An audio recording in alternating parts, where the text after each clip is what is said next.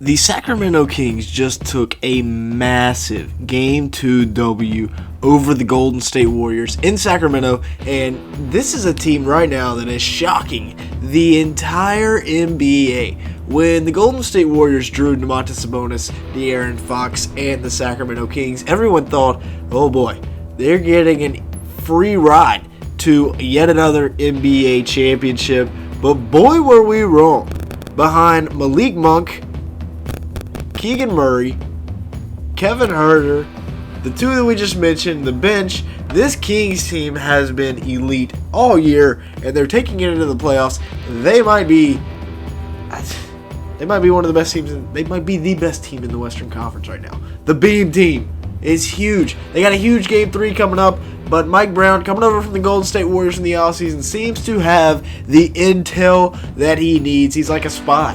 They're up 2-0 in the series. 16-year playoff drought. It doesn't seem like, it's already over, but it doesn't seem like it's going to be a quick exit in their first year back. The arena has been rocking. The fans are absolutely loving it. It's been the best atmosphere that I've seen so far in the playoffs.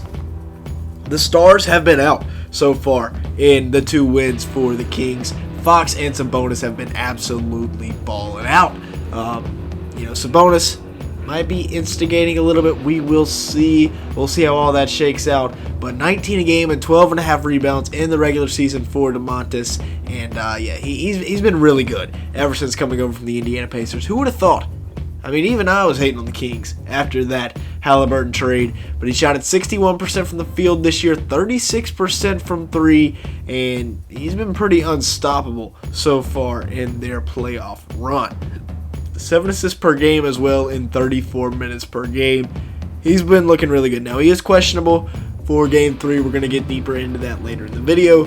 But right now, the Kings are looking great. De'Aaron Fox, man, he is special.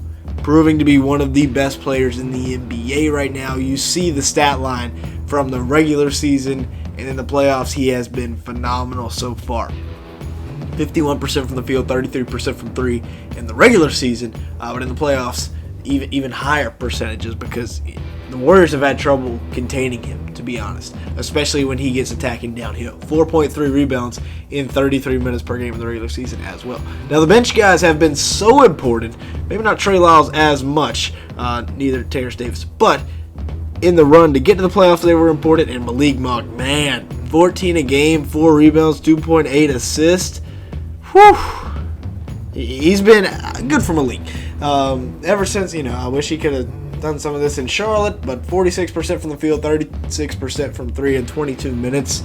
The dude, he's been so good in such limited time. It's kind of crazy. Trey Lyles this year averaged 8 points, 4 rebounds, 0.5 blocks per game for the Kings in limited minutes. Really helped get them to the playoffs. He's one of those glue guys that you got to have on the squad. 49% from the field, 38% from three in 17 minutes per game.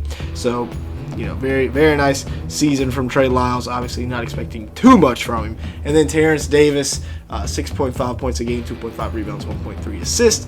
He's looking like a really, really nice addition as well. Hopefully he can continue to grow and develop.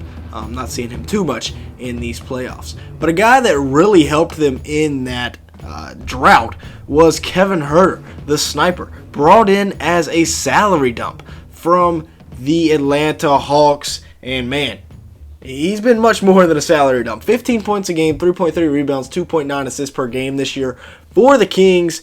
And the Hawks are really regretting trading him right now because they are bottom 5 in the league in three-point field goal percentage, while he shoots at 41% from the field, or from three, on about 7 attempts. Also shoots at 49% from the field in 30 minutes per game.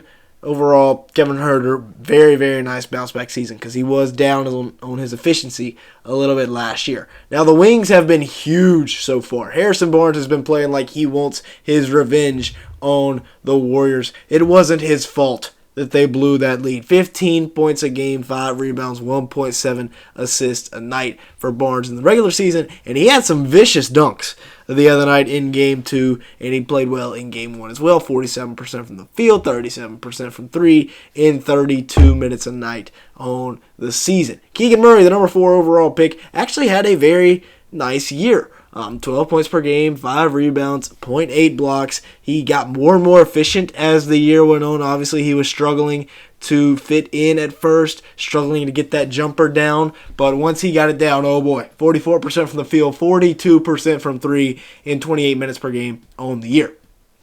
Now, the man that has gotten the least amount of respect for this playoff run that the Kings have been on so far, 5.6 points, 2.2 rebounds, 18 minutes a game, Davion Mitchell, a guy that I was super high on. I had him in my top 10 of the draft 2 years ago because he is such an elite defender. And so far in this playoff series against the Warriors, he has proven that time and time again.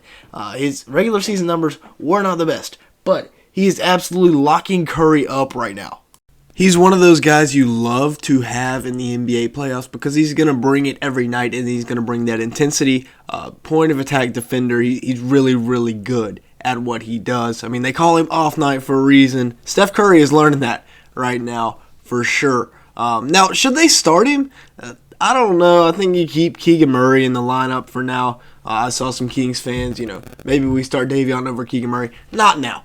Maybe if, later on in a playoff run, if Murray continues to struggle, but we will see. Now, is JJ on to something? Were the Kings provoking Draymond? I do want to talk about Draymond donkey kicking Sabonis in the face, or in the chest. He said, JJ Redick, it was pretty interesting. I think it was on First Take, came out and said that the Kings were trying to provoke Draymond all game long just to try to get him suspended, and hey, it worked out. We'll see if they continue with these tactics whenever he comes back. Now, the outlook for the series, they got to get one on the road. For me, if I'm a Kings fan, for me to be comfortable, we got to win a game on the road. I don't want the Warriors. The fewer games that we can play the Warriors without them, getting more and more games with Wiggins and Gary Payton II back under their belt, the better. Obviously, the clamps are going to be the key. Inside and out, you got to lock down Curry, Poole, and Clay.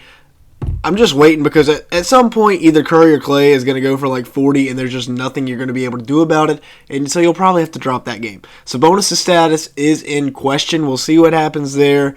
But overall, I think you're in a good spot. I mean, Steph and Clay are never down 2-0.